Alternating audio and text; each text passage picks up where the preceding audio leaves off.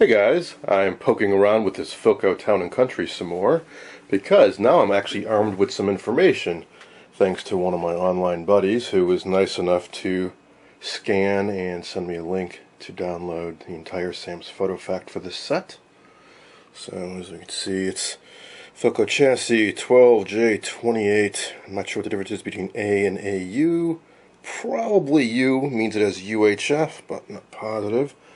I've only started going through this, but I still forgot all the info I need, including the schematic, so now I'm not working in the dark. Also, I got about half a dozen new old stock 11JE8s. So I'm going to start out with popping these two guys in there and see what difference that makes. Also, I want to check the vertical output transformer. If you recall, we had some very weak garbled sound because of some weak 11J8s and a questionable substitute of a 10GN8. And there was no vertical, but we did have a horizontal line that was not full width. So one of the theories online is that the main supply voltage for the whole set is low, which could account for a whole host of problems. So let's see, here is where the power is developed. Transformerless set. So here goes the AC power. We've got a switch, fusible resistor, and then a standard voltage doubler, and some filter caps, filter choke, and there's the main supply. It should be 270 volts, and then there's some voltage dropping resistors for various other voltages the set needs, but 275, that's the key. So I'm going to try to find a convenient place in the set to check that out. In fact, I think I've already located one, which is right off the vertical transformer, which is right there. So one side of the vertical output transformer should be 275, the other side goes right to the vertical output tube, and then the secondary goes right to the yoke.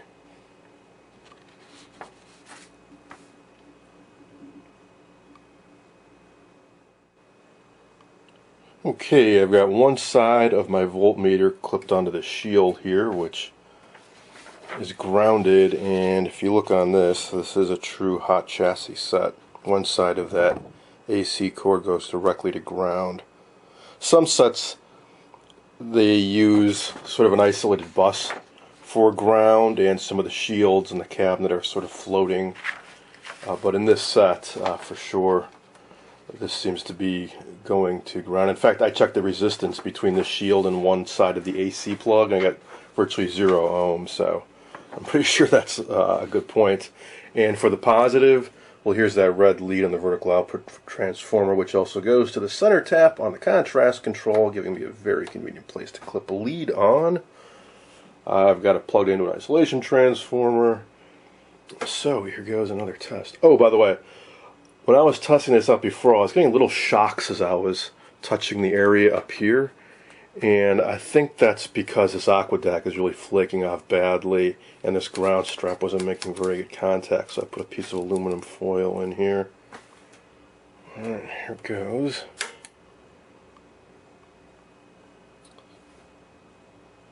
Alright, 225 and climbing. It's that hum like we heard last time. And if you recall, I was playing around with swapping these tubes, one of which is weak and one was a poor substitute. And I was thinking maybe we had bad sound because of that, but got a bad hum here, and the voltage is low. So what I think now is happening is we've got a bad filter cap, and we're just letting through a lot of bad AC hum. I could double check that too by putting a scope on that point. Or actually I could check for AC voltage here. Oh yeah, look at that. We've got like 56 volts of AC on what should be pretty much a pure DC bus, so we've got a bad filter cap, no question about it. Just for the heck of it, here's the front of the screen, still got a vertical line. Let's just shut this puppy down. Alright, so I was told the filter caps are indeed hiding back there, and it's much easier to get at them from the front instead of pulling these circuit boards out from the back. There are instructions on the front of this Sam's about I thought there was instructions. Oh yeah, here we go. Safety glass removal. Remove 2 screws at bottom of mask, lift out and up. That sounds pretty straightforward, so I'll give that a try.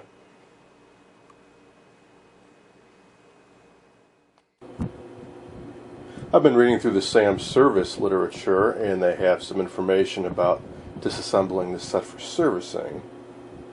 What they say to do is, after you get the back off, to go around and remove, I think they say 7 or maybe 11 bolts, and I think that's one of them down there. I've noticed there's a number of these what look to be 1/4 inch nuts going around. Apparently if you get all those out, take off the knobs, which I've already done, disconnect the yoke, disconnect the speaker, pull the high voltage lead off, after discharging it of course. Then you can pull out the whole chassis and you leave the picture tube and the speaker behind. And here's a photo of what that'll look like. So there's actually the chassis is a sort of a ring around the whole inside of the cabinet. The whole thing will come out. And once you get it out and you flip it over, there are 3 filter caps.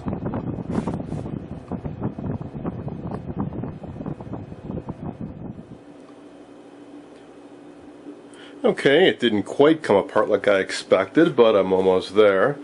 I took off the screws around the right side, the top, and the left side, and the front fell away. But the chassis is still actually attached to the cabinet because I haven't removed a few more screws on the bottom.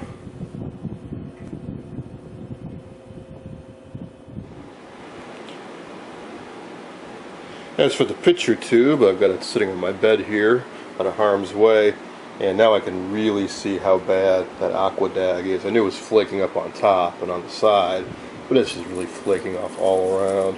So I'm just going to remove all of this and prep it for spraying on some new stuff.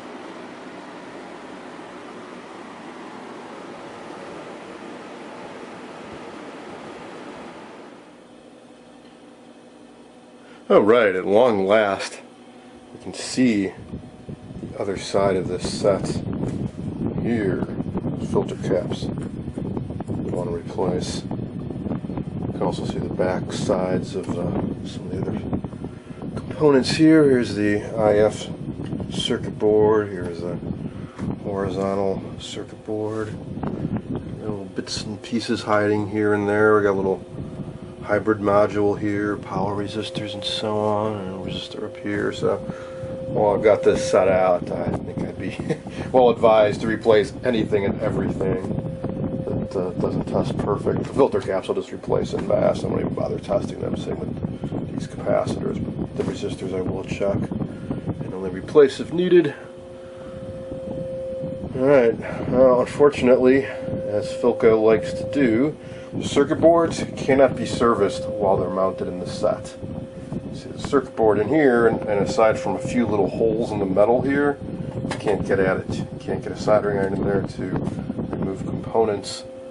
And this one is completely blocked off by metal on the other side, so I will endeavor to remove them, as I'm sure there are some parts that need to be replaced.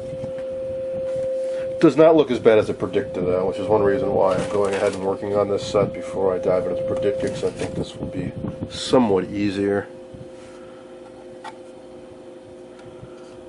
So, the most annoying thing in these sets is these connections here where they just wrap a wire around. I already had to disconnect one of them going to the speaker. There's really no other way to get them off. They don't have any plugs or anything. You just have to kind of tease the wire and unravel it and get it off those terminals, and then of course make note of where every wire goes so you can reattach them. So like to get this board out, I'll have to go around and remove probably about a dozen wires and then unmount the circuit board. And the way they usually mount those is like here there'll be a bit of chassis poking through from below. They'll like bend it a bit out and then stick it up through the board, bend it over, and then solder it in place. So that's how that corner is anchored. You can see there's another one of those over here. So what you do is you unsolder these, unbend, untwist that, and then the circuit board will pull up. Alright, so where to start? I guess I will start with these caps down in here.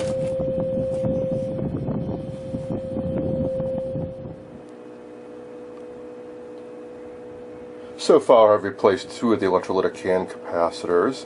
I'm not restuffing them, and that's intentional because the newer caps are much smaller. For example, this big guy has been replaced with this much smaller cap. That will increase the airflow and help this set run cooler and last longer. I had to order a capacitor to replace this guy, so that we'll just have to wait. In the meantime, I've moved on to this circuit board, and I was very happy to find that I will not have to remove any of the wires to work on it. All I had to do was unsolder the half-dozen ground posts, and the whole board tips up. Look from the other side. So, it's actually not that difficult. You can rotate this about 90 degrees and get right in there. Now, I'm being very, very careful when working on this to not lift up those copper traces. So I've got my soldering iron turned down. I normally have it up at the max, which is about 65 watts. That works great for the bigger lugs like these guys. But for the circuit board, I've got it toned down to maybe 40 watts. And what I do when I take out an old component is I clip it out and just leave 2 little stubs of the component lead, and then I go to the bottom and heat up the pad, and they'll just drop right out. And then I thread in the new lead, clip it, so there's about 1/8 of an inch left, bend it over, and lightly solder it back into place. Now, in spite of my being careful, I did lift up one trace here, so what I do then is I leave the component lead long and bend it over and run it following where the foil used to be until I get to another solid point, like another component lead here. So there's actually a component lead embedded in this solder along through here. So the discrete components are simple enough, the caps and the resistors. I'm just replacing all the caps. And most of the resistors have drifted out of value, so I'm replacing those as well. And while you've got this board out and the whole set disassembled, I think it makes sense to just replace everything that's practical. So that leaves these things, what do they call these, couplates, I think, or something like that. These 2 I'm not that sure about. Like, there's a big lump on this guy, so I'm not entirely sure what's in these, but this for sure, it's mostly resistors and a few tubular capacitors. And in fact, I think they actually have the values displayed on the other side. Kind of nifty. So you see the values right there, 2.2 mega ohm and so on. So I think I can measure them on that little board there, and I'm hoping I don't have to mess with it. But if there's some values that are really out of tolerance, it might be possible to just pop out the component and reuse this little board. I think you can unsolder these and then like put a new resistor in place, or capacitor. These guys, well, they're on a schematic. For example, here's one. This one in particular is a bit tricky, and the predictors have this too, because you got this thing. It's 0.00 microfarads of capacitance distributed across a 90K resistor. Well, when you use discrete components, such a thing doesn't exist. When they use these hybrid modules, what they do is actually like a metal plate, or a metal like shim or sandwich, like wrapped around the resistor inside that ceramic package. What I've seen guys do is take like 4.001 microfarad caps and then divide the resistor up into like 3 30K resistors. Let's say you got a capacitor, then a resistor segment, another capacitor, another resistor, another capacitor, another resistor, and then finally a capacitor. That is the vertical integrator. So what I'm going to do is just leave it alone and see how the set plays. But if need be, people have done it before, it is possible to rebuild this from scratch using a little piece of circuit board and discrete components.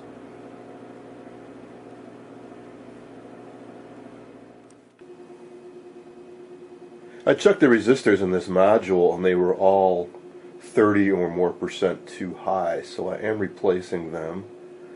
The white cylinders are capacitors. I'm going to check those and only replace them if needed. I guess I'll use mica caps. They don't specify in the parts list what these actually are. It might be ceramic, but mica is even better than ceramic, so that should work out alright. I've got one resistor left to replace on the end here. I thought I'd record a little footage on how I've actually been doing it. They're soldered onto either end, and to get them out, what I do is make a little screwdriver, get a little leverage on it, and heat up one end and then the other, carefully pry it up.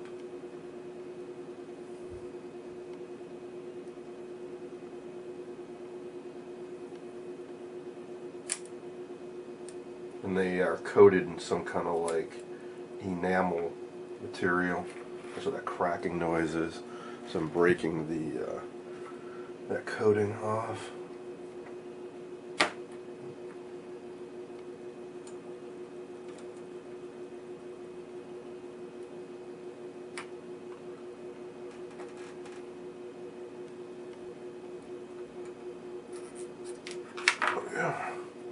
Now to put the new resistors on, I take one and cut the leads off so they're about 1/8 of an inch on either side.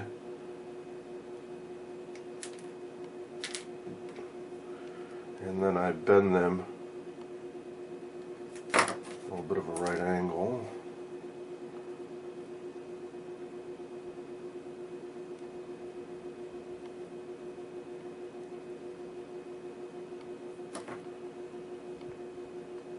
And place it down in there and put a little bit of solder at either end, kind of fill up that cup there.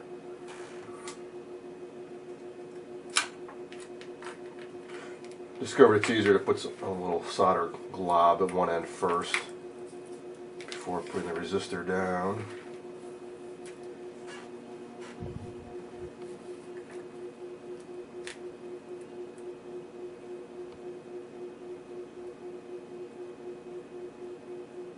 Kind of fill up that cup there. Take your part. And either be very careful not to burn your fingers or use some needle nose pliers to hold it while you do this. Once you get one end tacked in place, you can flip it around and do the other end.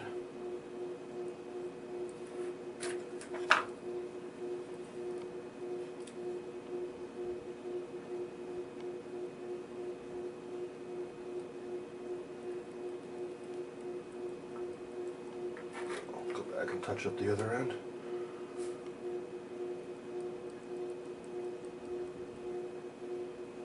Alright, that's all there is to it.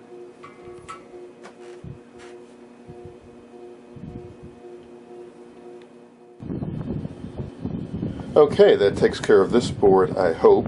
The only parts I did not replace are the mica caps, the ceramic caps, and these two networks, and the selenium dual diode.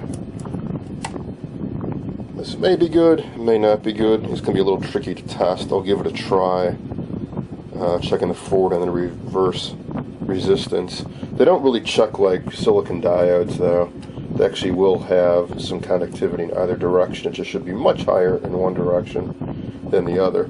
If they are bad, in the past I've replaced them with low power silicon diodes like a 1N4148.